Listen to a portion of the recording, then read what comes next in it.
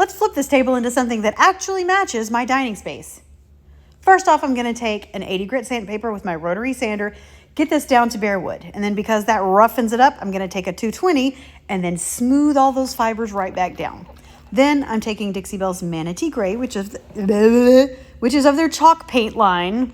And I'm just going to go right over the table. I did clean this, by the way, but that's very boring and I usually don't put it in videos, but I do always clean my pieces. I'm giving it 2 coats of Manatee Gray all the way around the base. I'm French today. I really like this chalk paint because 99% of the time I only have to put 2 coats on it and I'm completely done, which makes it super easy. For the top of the table, I'm using No Pain Gel Stain in Weathered Gray, and I do like the single sock method. It makes it super simple, and we always have those laying around. Because it's a gel stain, it means it's a little thicker than your average wood stain. It's more of a pudding-like consistency. I mean, don't eat it, obviously. But here's a cool trick for you. If I wanted to go over the table without sanding that factory finish off, I totally could have. It would have stuck, and it would have had this gray color. I would have had the light gray color, but I wouldn't have that wood grain underneath it. If you want wood grain, you're going to have to sand all the way down to bare wood, and it will act like an actual wood stain. It is a wood stain, but it will also sit on top of paint or just a factory finish, and it will give you that light gray wood stained look, but not with the wood grain. I hope that makes sense. I like to put it on in big circular patterns and then straighten it out in one fell swoop across the table just to make sure it's like an average, not average, that's not the word I'm looking for, consistent, so that it is consistent all the way across the table. I don't want it darker in one corner and not in the other. You know what I'm saying? Now here is the fun part for me. I do love to accent most of my pieces. 99.99999% of my pieces I'm going to add a little extra to because I like it. And this is going to be our personal dining table. So I kind of wanted to grunge it up, really bring out the detail on the sides here. So here's a little trick for putting black wax. This is Dixie Belle's Best Dang Wax in black. Now I have clear coated this table. That's another boring part I don't usually put in my videos, but I generally clear coat all of my pieces with a satin water-based clear coat. Now when you do that, it seals off the porousness of the chalk paint, and therefore you are able to control your black wax. Like you see me wiping it back here with a lint-free cloth. If I'd left it full of chalk paint, you wouldn't have been able to wipe that back. That chalk paint would have sucked it up. But because I sealed it off, the satin clear coat gives a much smoother finish for me to be able to add this wax over it. So I can put on as much as I want. I can wipe it back. If I wipe back too much, I can add a little bit more. Now it does take a little bit of elbow grease to get it all in there before you wipe it back. But I mean, that's no big problem. It's no big deal. Everybody got a little elbow grease. Give the biceps some work. Now I'll be honest, I really like the grungier look. But there's 2 hacks I'm going to show you to clean that wax up. One is clear wax. Oh, there's a big old long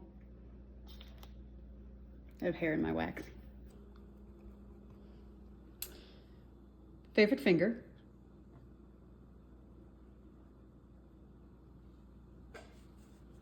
Lint-free cloth.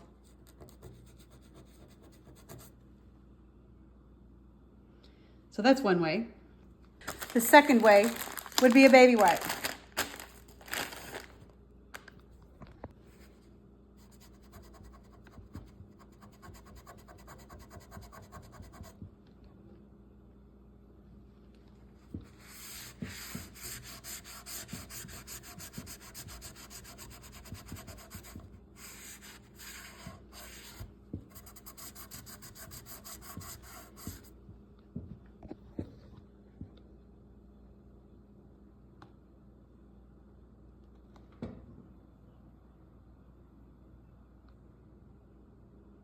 Now I like the grungier look, so I'm gonna go back over the areas that I cleaned. I'm gonna keep it grungy.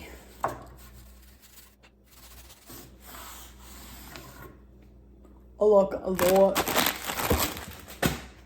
Now for the other side.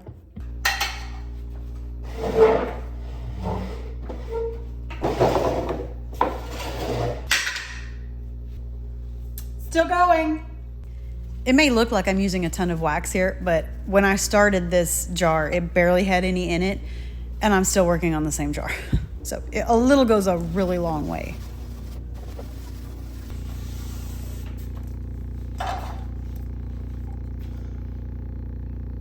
Still have some left for the next job.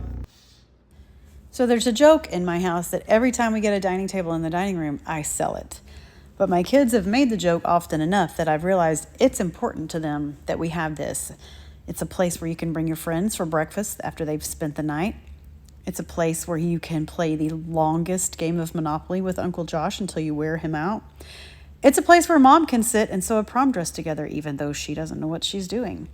It's a place where you can put one puzzle together after another or 2 or 3 at a time. It's also a really great space for those intense physics projects where you have to build a house, paint small doll furniture, and then basically become an electrician in order to put everything together. It was really intense, you guys. But most importantly for my family, it's a place where we can all gather at one time where we talk to each other. We talk about our days, we talk about our friends, our goals in life, problems that we have. Sometimes we fix each other's problems. Mostly, we just laugh. So I'm pretty sure this table is going to stick out for a long time.